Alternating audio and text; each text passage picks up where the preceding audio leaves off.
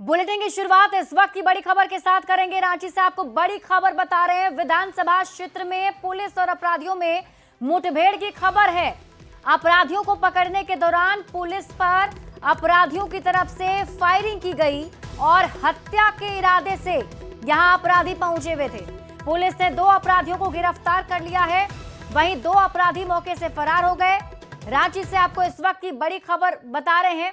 पारिवारिक जमीन विवाद के कारण एक पक्ष ने दूसरे को रास्ते से हटाने के लिए सुपारी दी थी। पुलिस ने समय रहते घटनास्थल पर पहुंचकर 2 आरोपियों को गिरफ्तार किया, जबकि 2 भागने में सफल रहे।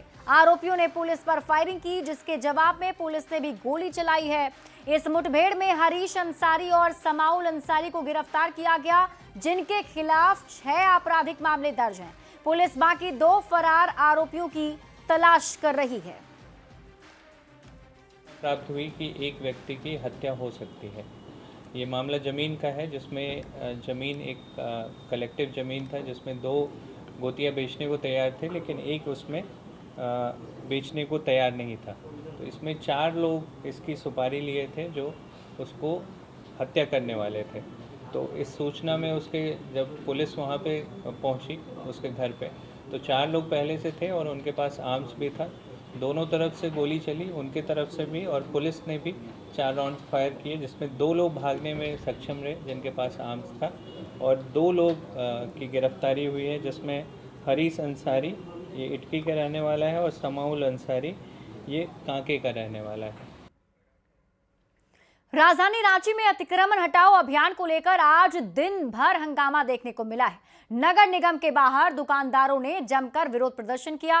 वहीं प्रशासन ने एचईसी की जमीन पर बने अवैध मकानों को भी ढा दिया है। इस पूरे मामले ने अब सियासी तूल भी पकड़ लिया है। रांची से गौरव झा की रिपोर्ट देखिए।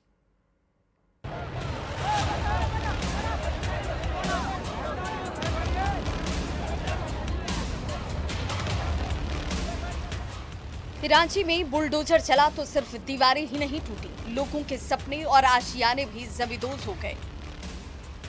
दुकानदारों का हंगामा, बच्चों की बेबसी और नेताओं की सियासत, पूरा मामला अब तूल पकड़ चुका है। नगर निगम के बाहर दुकानदारों ने जमकर प्रदर्शन किया और आरोप लगाया कि निगम बिना नोटिस दिए दुकानदारों को गैर कानूनी तरीके से हटा रहा है।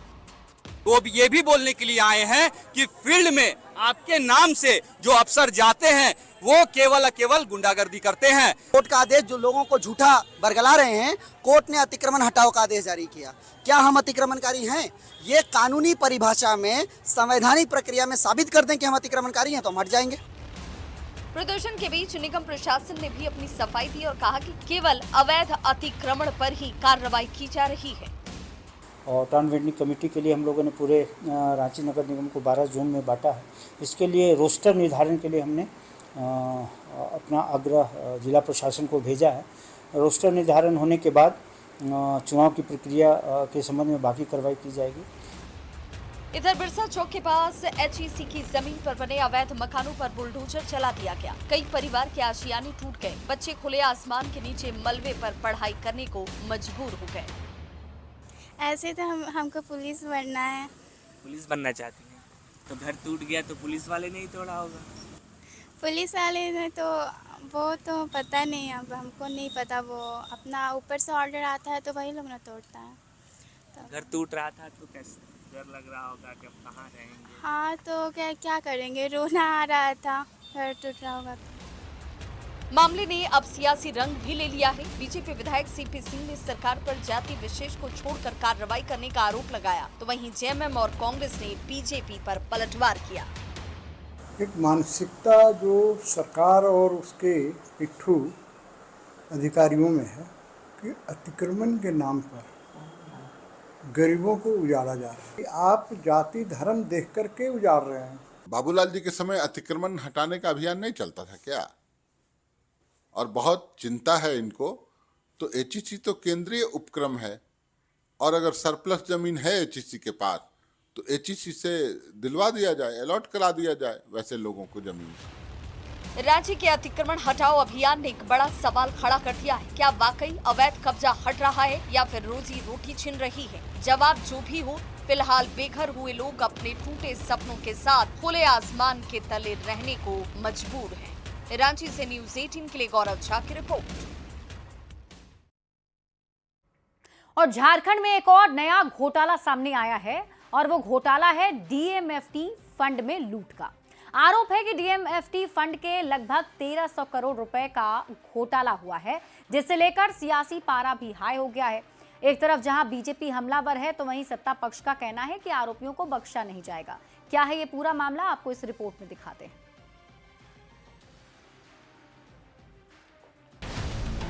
झारखंड में नया घोटाला, डीएमएफटी फंड में लूट, कौन जिम्मेदार?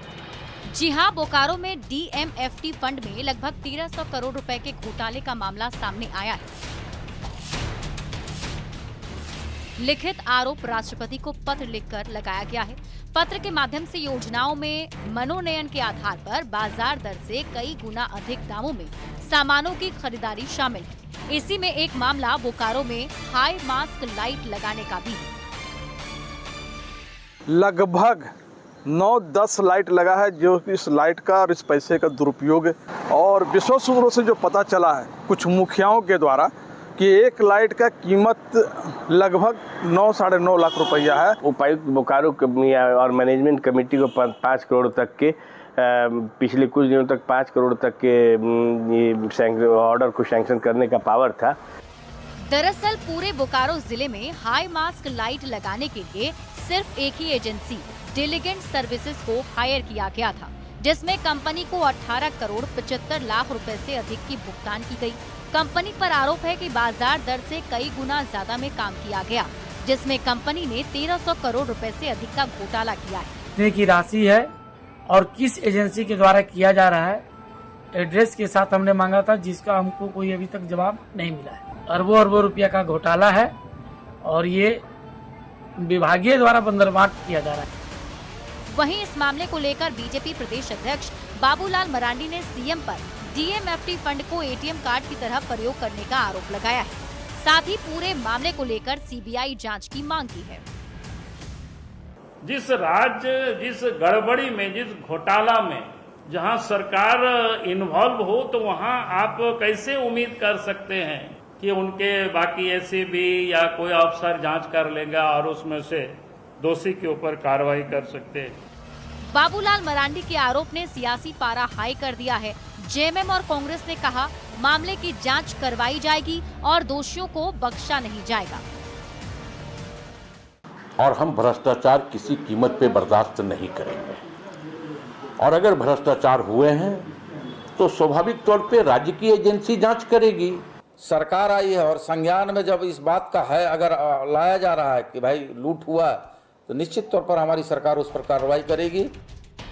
झारखंड की राजनीति में बड़ा भूचाल तब आया जब बीजेपी प्रदेश अध्यक्ष बाबूलाल मरांडी ने मुख्यमंत्री हेमंत सोरेन पर सीधे तौर पर बोकारो जिले में डीएमएफटी फंड यानी जिला खनिज फाउंडेशन ट्रस्ट से करोड़ों रुपए के घोटाले का आरोप लगाया। उन्होंने कहा कि 2024-25 और 2025-26 वित्तीय वर्ष में इस फंड से अवैध निकासी की गई और सत्ता के करीबी लोगों को टेंडर देकर करोड़ों की बंदर बांट की गई। अब ये तो जांच के बाद ही पता चल पाएगा कि इस घोटाले में कितने किरदार हैं। न्यूज़ 18 के लिए बोकारो से मृत्युंजय, रांची से ओम प्रकाश और संजय सिन्हा की रिपोर्ट। राजधानी रांची में पीएलएफआई की धमक फिर से बढ़ती जा रही है। उग्रवादी संगठन के निशाने पर खास तौर से जमीन कारोबारी और बिल्डर हैं, जिनसे रंगदारी मांगी जा रही है। आपको बता दें कि पीएलएफआई का सुप्रीमो दिनेश गो फिलहाल जेल में है, तो वहीं पीएलएफआई का दूसरा बड़ा कमांडर पुलिस मुठभेड़ में मारा गया। बावजूद ये संगठन के द्वारा रंगदारी के लिए धमकी भरे कॉल का सिलसिला थमा नहीं है। मामले में रांची में जमीन और कंस्ट्रक्शन से जुड़े लोगों को धमकी दी जा रही है।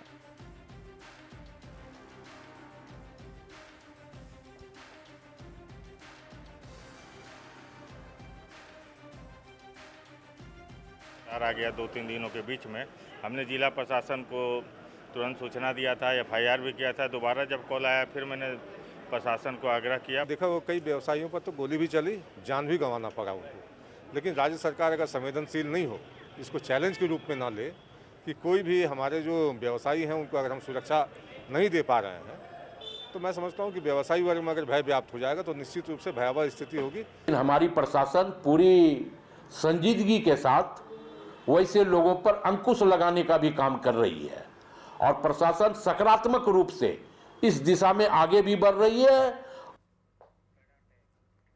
धनबाद जिले के कुमार धुबी ओपी क्षेत्र में रात को चोरों ने 8 घरों में चोरी की घटना को अंजाम दिया है। जिन घरों में लोग मौजूद नहीं थे वहां के ताला तोड़कर चोर नकदी और सोने चांदी के जेवरात चुरा ले गए।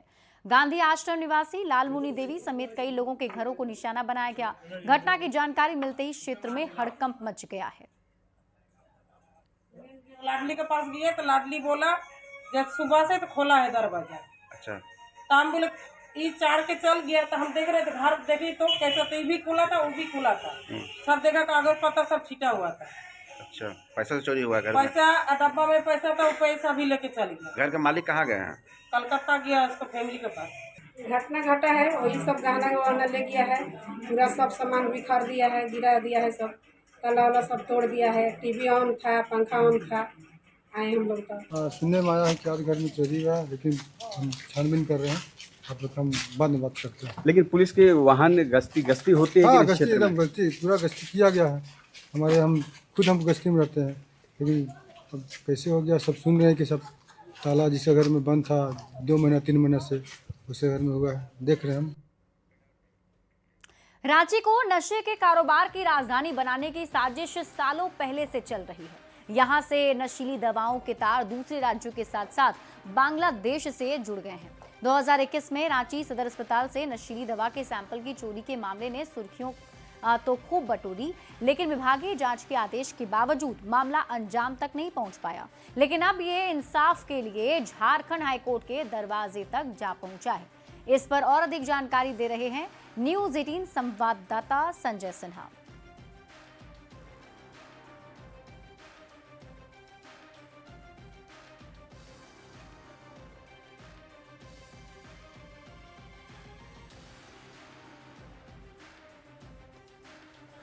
तो कोर्ट ने कहा था कि आप प्रॉपर तरीके से फाइल कीजिए, ये मामला सीरियस है। और उस समय हम लोगों के पास रिपोर्ट नहीं आया था और रिपोर्ट चूंकि दबा दिया गया था सरकार के द्वारा, तो ऑब्वियस है कि रिपोर्ट हम लोगों का ब्लैक एंड व्हाइट में कुछ नहीं था एलिगेशन। लेकिन अभी जो ड्रग कंट्रोलर हैं, एक रितु सहाय करके, वो बहुत दिन से है यहाँ पे और भी ऑफिसर्स हैं, इन लोगों के द्वारा उस चीज को दबा दिया गया। अब सरकार के मिली भगत है, अब उसमें तो हम लोग बहुत आगे तक नहीं बोल सकते। अब तो प्रेयर कर रहे हैं कि इसकी जांच हो। हमारे हाथ में स्वास्थ्य विभाग की वो रिपोर्ट है जिसमें 2021 में जो दवा का सैंपल जो था, जो नकली दवा जिसके बारे में कहा जा रहा है कोई नशीली दवा थी, रांची सदर अस्पताल से चोरी हुई थी, उसकी जांच रिपोर्ट है जिसको लेकर स्वास्थ्य विभाग ने बाकायदा नारकोटिक्स विभाग और साथ में ईडी से जांच कराने की अनुशंसा की थी। चूँकि जांच अब तक नहीं हुई है, लिहाजा ये मामला झारखंड हाईकोर्ट पहुंचा है और हमारे सामने इस समय जो है इस मामले की याचिकाकर्ता हम सीधे जानेंगे कि जो मामला जो है आखिर में दवा इतनी खास क्यों है।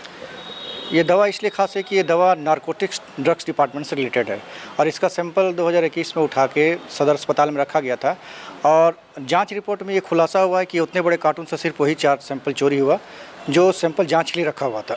कुछ कंपनियां हैं और हिमाचल प्रदेश से कुछ दवा आती हैं जो झारखंड आती हैं और झारखंड से ही उत्तर प्रदेश जाती हैं।